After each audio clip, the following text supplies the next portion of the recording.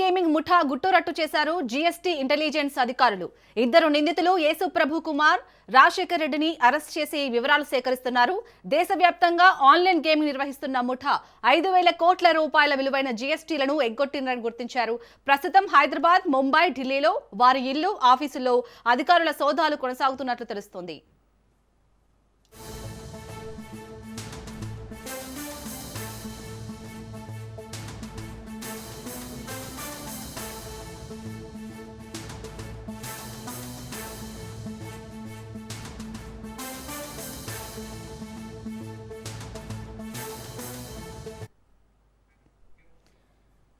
ఇక online gaming ముఠా నిందితులు ఎవరైతే ఉన్నారో ఇద్దరినైతే ప్రెజెంట్ అయితే అదుపులోకి తీసుకున్నట్టుగా తెలుస్తుంది పోలీసులు. దీనికి సంబంధించి పూర్తి డీటెయిల్స్ ని మా ప్రతినిధి పవన్ అందిస్తారు. పవన్, ఈ ఇద్దరు నిందితుల దగ్గర నుంచి ఎలాంటి డీటెయిల్స్ అందుతున్నాయి, పోలీసులు ఏం చెప్తున్నారు? దేశవ్యాప్తంగా ఆన్లైన్ గేమింగ్ నిర్వహిస్తున్న భారీ మోసానికి సంబంధించి ఇప్పటికే పోలీసులు కేసులు నమోదు చేశారు. దాదాపు 500 కోట్లకు పైగా కూడా పన్ను సంబంధించిన ఎగవేతలో వీరంతా కూడా దీనికి సంబంధించి పూర్తిగా ఇద్దరు నిందితులను కూడా పోలీసులు అదుపులోకి తీసుకున్నారు. అయితే ఆన్లైన్ గేమింగ్ ముఠాకు సంబంధించిన జీఎస్టీ ఇంటెలిజెన్స్ అధికారులు ఇద్దరిని అదుపులోకి తీసుకోగా వీరి పేర్లను మాత్రము ఒక ప్రభు కుమారు, అంతేకాకుండా రాజశేఖర్ రెడ్డి ఇద్దరిని కూడా అదుపులోకి తీసుకొని విచారణ కొనసాగిస్తున్నారు. మరోవైపు హైదరాబాద్, ముంబై, ఢిల్లీలో జీఎస్టీ అధికారులు ఈ యొక్క సోదాలు కూడా నిర్వహిస్తున్నారు.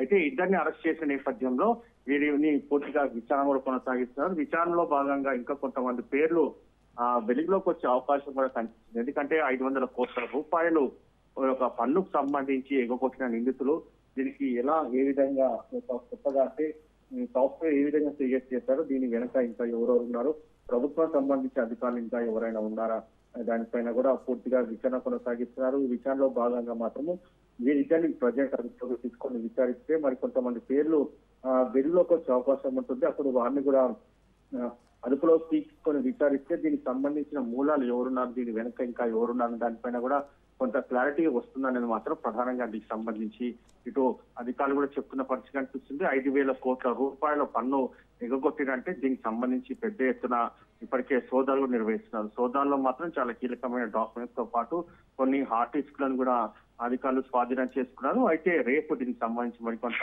విషయాలు కూడా వెలుగులోకి వచ్చే అవకాశం కూడా కనిపిస్తుంది. అంటే ఎన్నేళ్లుగా ఈ వ్యవహారం నడుస్తున్నట్టుగా తెలుస్తుంది పవన్? అంటే ఇప్పటికే అధికారులు వాళ్ళ ఇళ్లలో సోదాలు చేస్తున్నట్టుగా తెలుస్తుంది కదా?